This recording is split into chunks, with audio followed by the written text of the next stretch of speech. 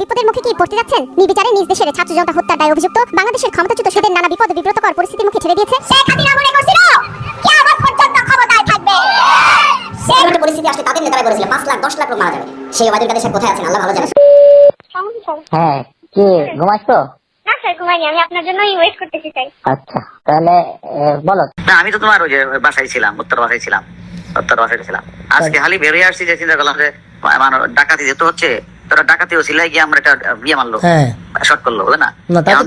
এখন তো কোনো ইয়ে নাই, এখন হলো সব ইয়ে হয়ে গেছে টাকা। টাকা তো কোনো মানুষ না। আমার এখানে আল্লাহর রহমতে সব আছে।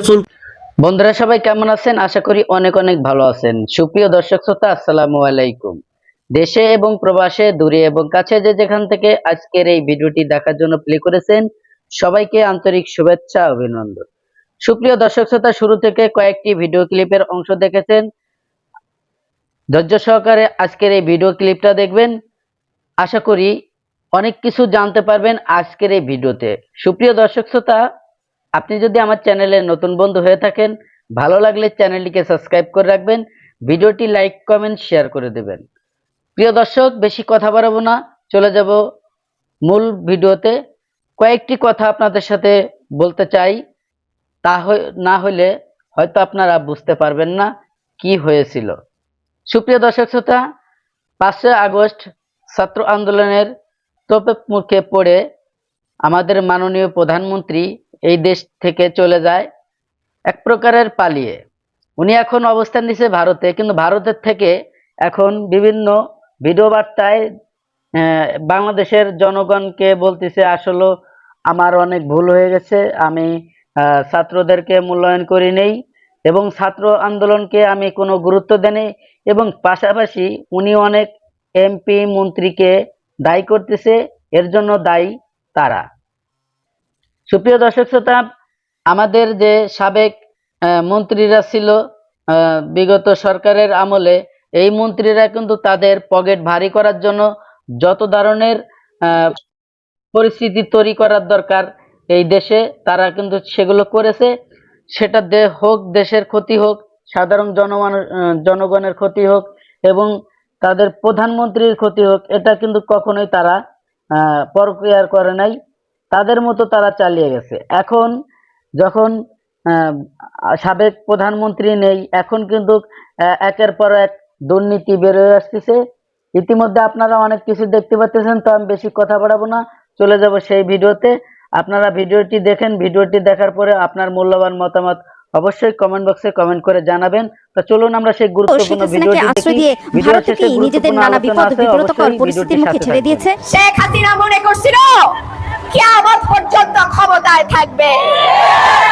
শেখ হাসিনা পরনের কাপড়টা লইয়া কোনোমতে পলাইছে। এরকম একটা পরিস্থিতি আসলে তাদের নেতারাই বলেছিল 5 লাখ 10 লাখ লোক মারা যাবে।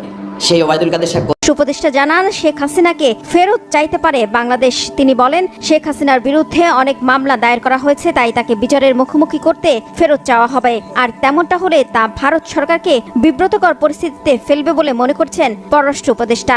তিনি সাফ জানিয়ে দিয়েছেন, বাংলাদেশের স্বরাষ্ট্র মন্ত্রণালয় বা আইন মন্ত্রণালয় শেখ হাসিনাকে ফেরত পাঠানোর অনুরোধ জানালে তা মানতে বাধ্য হবে ভারত। এমন অবস্থায় প্রশ্ন উঠেছে, শেখ হাসিনার সামনে কি পথ খোলা আছে? তাকে কি বাংলাদেশে ফেরত পাঠানো হবে নাকি ভারতেই রেখে দেওয়া হবে? ভারতে থাকলেও তিনি কি হিসেবে থাকবেন? হাই প্রোফাইল শরণার্থী হয়ে নাকি ভিসার মেয়াদ বাড়িয়ে? কিন্তু বাংলাদেশ সরকার তো শেখ হাসিনার লাল পাসপোর্ট বা কূটনৈতিক পাসপোর্ট বাতিল করেছে। সেক্ষেত্রে কি ঘটবে? বিশ্লেষকরা বলছেন, শেখ হাসিনার কাছে আরো একটি পাসপোর্ট বা সাধারণ পাসপোর্ট রয়েছে, যা দিয়ে তিনি ভিসার আবেদন করতে পারেন। তবে শত শত ছাত্র জনতা হত্যা দায়ে অভিযুক্ত শেখ হাসিনাকে বিচারের জন্য বাংলাদেশ ফেরত চাইলে কি করবে ভারত? বিশ্লেষকরা বলছেন, এই মুহূর্তে শেখ হাসিনাকে নিয়ে ভারতের সামনে কার্যত 3টি পথ খোলা আছে। আশ্রয় দিয়ে হ্যাঁ, কি ঘুমাচ্ছো? না স্যার ঘুমাইনি, আমি আপনার জন্যই ওয়েট করতেছি স্যার। আচ্ছা, তাহলে বলো। তারপরে বাসায় আসতে অবশ্য আমি বাইরে ছিলাম। স্যার খেয়েছেন স্যার? স্যার কথা তো বলবো স্যার, ভয় লাগতেছে কথা বলতে। বলো, অসুবিধা নেই স্যার ওই যে আমাদের সুপ্রিয় দর্শক শ্রোতা, এতক্ষণে আপনারা যে ভিডিও ক্লিপটা দেখেছেন, আশা করি হয়তো আপনাদের ভালো লেগেছে। দর্শক, আপনাদের যদি ভিডিওটি ভালো লেগে থাকে, অবশ্যই আপনার মূল্যবান মতামত কমেন্ট বক্সে কমেন্ট করে জানাবেন এবং আপনার বন্ধুদের মাঝে ভিডিওটি শেয়ার করে দেবেন। সুপ্রিয় দর্শক শ্রোতা, এখন আপনাদের সাথে আরো 2টি ভিডিও শেয়ার করব, কিন্তু এই ভিডিওটি নিয়ে কয়েকটি কথা আপনাদের সাথে শেয়ার করব। যদি কথাগুলো শোনেন তাহলে আপনারা বুঝতে পারবেন যে আজকের এই ভিডিওতে কি হয়েছিল, এবং আপনারা এমনই গুরুত্বপূর্ণ একটি ভিডিও দেখতে চলেছেন। আপনারা ভিডিওটি দেখার পরে আপনারা বুঝতে পারবেন যে আমাদের বিগত দিনে যে সরকার প্রধান পরে এবং পুলিশ প্রশাসনের ভিতরে যারা সিনিয়র লেভেলে ছিল তারা কি করতেছিল, এবং সাধারণ জনগণের নিরাপত্তা দেওয়ার আশায় তারা কি করেছে এই দেশে। দর্শক, আমরা ইতিমধ্যে জেনেছি, অনেকেই হয়তো দেখেছি যে আমাদের যে সাবেক পুলিশ কর্মকর্তারা ছিলেন এবং পুলিশ কমিশনাররা এবং ডিএমডি অনেকেরই অনেক অফিসাররাই কিন্তু তাদের একে একে তাদের মুখোশ কিন্তু খুলে যাচ্ছে।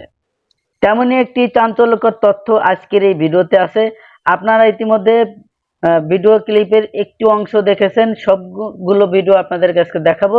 দর্শক, আমাদের যে ডিবি হারুন, যাকে হোটেল মামা বলে পরিচয় আছে এবং হোটেল মামা বলে ওনার ওখানে আসামিদেরকে ধরে নিয়ে যায়, ভালো লোকজনদেরকে ধরে নিয়ে যায়, ওখানে উনি বিভিন্ন ধরনের টর্চার করে মারধর করে ওখানে কিন্তু উনি ভাত খেতে দিত।